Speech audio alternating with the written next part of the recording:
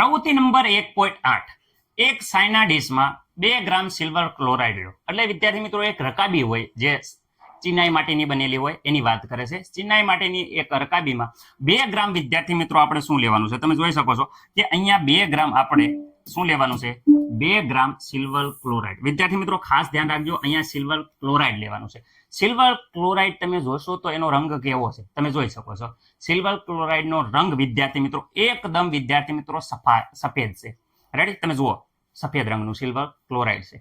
હવે શું થાય છે કે એને આપણે જ્યારે રકાબીમાં એટલે ચિનાઈ માટીના પાત્રમાં જ્યારે સૂર્યપ્રકાશની હાજરીમાં વિદ્યાર્થી મિત્રો રાખવામાં આવે તો વિદ્યાર્થી મિત્રો અહીંયા જોઈ શકો છો કે એકદમ રાખોડી રંગ, વિદ્યાર્થી મિત્રો કેવા રાખોડી રંગમાં રૂપાંતર થાય છે. તમે અહીંયા જોઈ શકો છો પેલા એકદમ સફેદ, રેડી, સિલ્વર ક્લોરાઇડ છે, એનું સૂર્યપ્રકાશની હાજરીમાં રાખોડી રંગમાં શું થાય છે? રૂપાંતર થાય છે. રેડી? આ દર્શાવે છે કે સિલ્વર ક્લોરાઇડ નું શું થઈ જાય છે? વિઘટન થાય છે.